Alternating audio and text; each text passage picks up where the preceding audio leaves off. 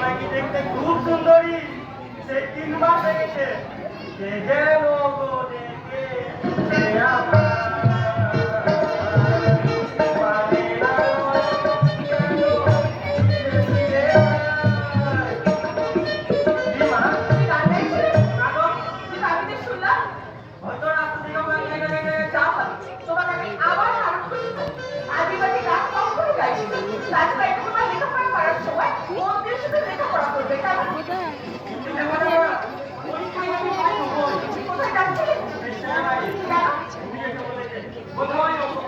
একটা কাজ করতে হবে, ভালো পড়তে যাওয়ার আগে চট করে বাজারটা করে আসবে।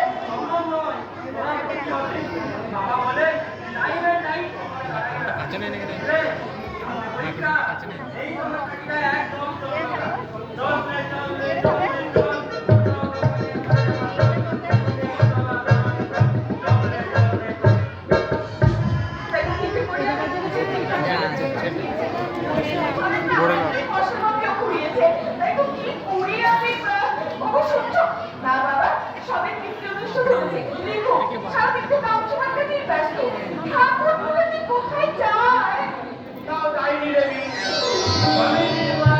একদম কোথায় যায়? দাদা যদি ক্ষণিকের স্তরে ফিরেও ছেড়ে অন্য কোথাও যায়। খেলা আছে বুঝি? খেলা মানে দারুণ খেলা, কুসুমপুরের সঙ্গে আমাদের খেলা। ওরা মোহন বাগান থেকে হায়ার করে আছে। আরে যা যা যা, আমরা হবো তুমি খেলো বিনোদ বলছিবা আর আমি সেন্টার করো পায়ে বল পেলি একেবারে গোল। আমাকে যেন সাত মেরে বসে না। কি যে বলো না বৌদি, ভিতরে যে সাক্ষাৎ লক্ষ্মী পায়ে বললাম বৌদি আশীর্বাদ করো বলে তোমার হাত ধরে বসাবো ম্যানেজ ম্যানেজ যা করে ম্যানেজ করো বৌদি। আমি কাটতে মাথা মাথা আগে যেতে হবে, যা করে চাকরি ফুটটা আর ঘরটা ফেলে দাও। কি করে আসবো বাবু? তোমার দাদা তো ওই ঘরে বসে নাটক লিখছে। নাটককে ঘরে বসে লেখা যায়? দাদাও যেমন হয়েছে, রবীন্দ্রনাথ কোথায় নাটক লিখতে জানো? ওই শান্তি লিখে তোর রাম বাগানে। আচ্ছা আচ্ছা ঠিক আছে, কিন্তু খেলতে যাবে কখন? হাত পেলি শুধু ভাত খেতে পারবে তো? মানে? মানে আলু পটল বাজার আলু পটল সব কিন্তু বাজারে। ফুট খাই এখন অন্য একটু খেলার কথা ভাববো তা নয়। এখন যাও বাজারে, বাজারে গিয়ে কেন আলু বেগুন পটল মূলো। ঠিক আছে কেমন করে খেলতে যাও আমি দেখবো। এই রে মরেছে, আমি কি বাজারে যাবো না বলছি নাকি? বাজারে তুমি যাবোই।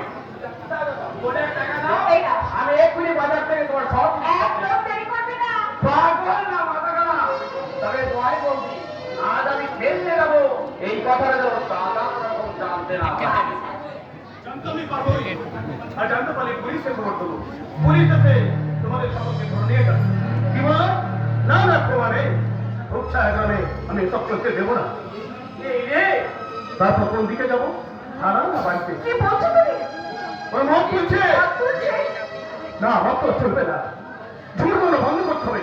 কি ভেবে তোরা? হ্যাঁ, এই পর্যন্ত লিখে আজকে সামনে দুটো ঘর, একটা খারাপ আর একটা বাড়ি।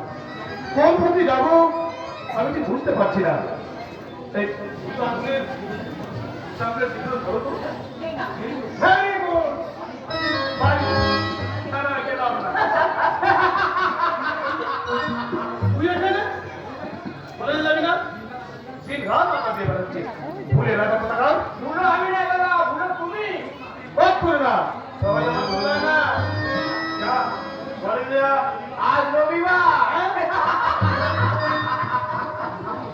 ওষুধ দিলেন না আমার কামড়ন, বললেন রুগী না দেখে ওষুধ দেবো না।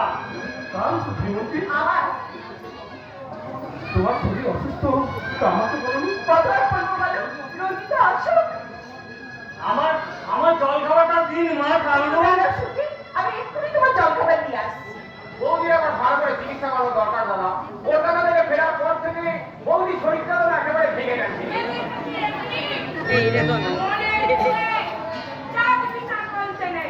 কথায় বলে আচারে লক্ষ্মী বিচারে পণ্ডিত।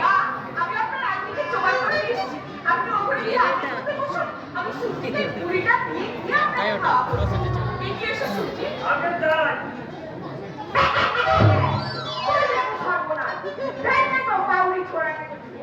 কতদিন বলেছি ওইসব ছোট লোকগুলোর কাছ থেকে দূরে দূরে থাকবে, তা নয় যাও এখন বুক দিয়ে টান করে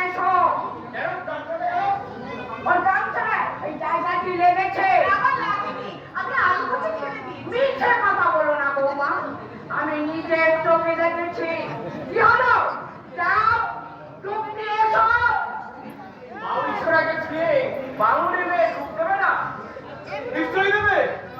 একটা নয় মা, তুই সাতটা ডুব দেবে। তাহলে বাঙুরি মেয়ে চাঁদ থাকবে কি করে?